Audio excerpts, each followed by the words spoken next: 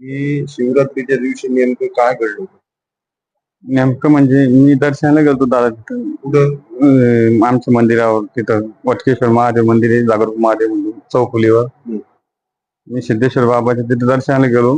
तिथून आलो पालखीतून. मी म्हटलं आपण डोळे उघडे करा. दर्शनाला जाऊ म्हटलं.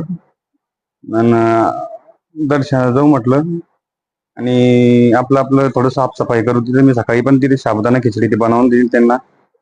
मी म्हटलं आता आपण आपलं काम संपलं, इथलं आपण दत्रा वित्रातून जाऊन येऊ तिकडून सिद्धेश्वर बाबाच्या.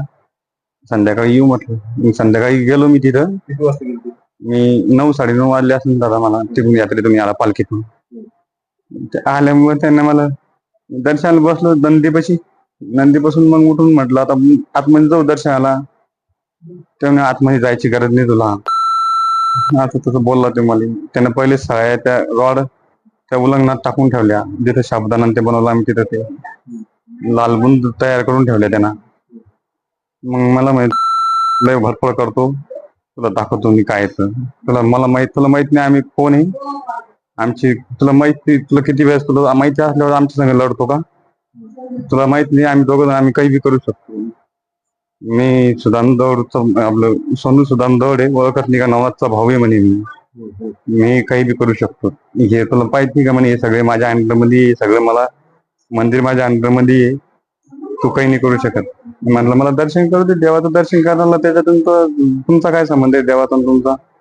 नाही म्हणे आतमध्ये जायचं नाही, बाया आहे आतमध्ये, बाया आहे. म्हटलं बायाला मला घंटा वाजून मी दर्शन करत चाललं. मग ऐकलं दादा त्याने बळजबरी वडत नेलं पाहिजे तुला, मला वडत नेलं. मग ते ज्याने झटके मारत मारत नेलं मला ते कुठंच समजलं नाही जातं की मला चटके देणार आहे का काय.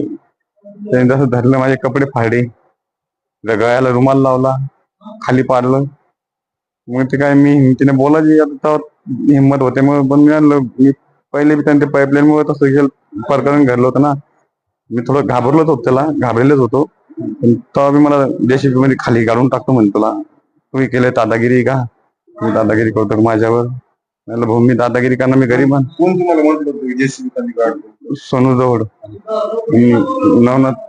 नवनाथ दौड बी होता. तो म्हणे तुला तुला दाखवून देतो म्हणे मी. नवनाथ दौडनं तुम्हाला काय म्हटलं होतं त्यावेळेस त्याला फोनवर सांगितलं तर त्याला दाखवून दे म्हणे, जेसीबी खाली पाहून घे म्हणे, मी त्या पाठीशी पुरापुरी उभा आहे म्हणे, टाकून दे म्हणे त्याला जेसीबी खाली पाहून घे म्हणे. पण ते माझ्या छातीवर बसला. 2-3 बुक्के मारले मला पहिले, 1 महिना 1.5 महिना अगोदर. नाही, 1-1.5 महिना ज्यावेळेस तुम्हाला मारलं कोण सोबत होते त्यावेळेस त्यांनी मग ते मला समजले, त्याने गळ्याला लावल्यामुळे मला चक्कर सोन्यानं या दौडना मला कस तरी म्हणजे एकदम भास झाल्या झालं, कस तरी झालं. खाली पाडलं, मग चटकी दिली. चटकी दिल्या म्हणजे थोडस हे झालं मला. मग उठलो, त्याला बोलायला लागलो तर ते म्हणे तू काही कर, तुला काही करता येत नाही म्हणे, तुला मी जीव मारू शकतो म्हणे. सोनू सुदाम दौड. मला माझ्या भावाचा पाठिंबा आहे म्हणे पुरेपूर. तू काय टोकतो पैशावर, मी चांगले चांगले तोंड बंद करू शकतो म्हणे. तू काय रे म्हणे, चिल्लर म्हणे, तू चिल्लर, तुझ्याकडे काय आहे म्हणे, तू पुरं एकूण टिकून बी माझी बरोबरी करू शकत नाही. म्हणलं हाव का भाऊ, तू मोठा आहे म्हणलं, असं तर बोललो. पण ते ऐकायची नाही. ते लोक घाबरून गेले त्याला. ते लोक बाजूबाजूला हानगुन झाले. ते गज म्हणाले नको रे बाळा, तू मारवाल त्याला. ते म्हणे तुम्ही चुप बसा, तुम्हाला काय माहिती, त्याची मोडशी जिरवतो, त्याला मारूनच टाकतो. मी पाहून घेईन, मा भाऊ पाहून घेईन. नवनाथ दौड मा भाऊ आहे, मी त्याला याला बी पाहून घेईन. त्याच्यामध्ये नवनाथ दौड आहे ना, त्याचा पण हात आहे का मग त्याचा हात आहे म्हणून तर याची हिंमत बळ इतकं भरपूर आहे. ते नसताना याचं ही कुठे हिंमत लागणार आहे.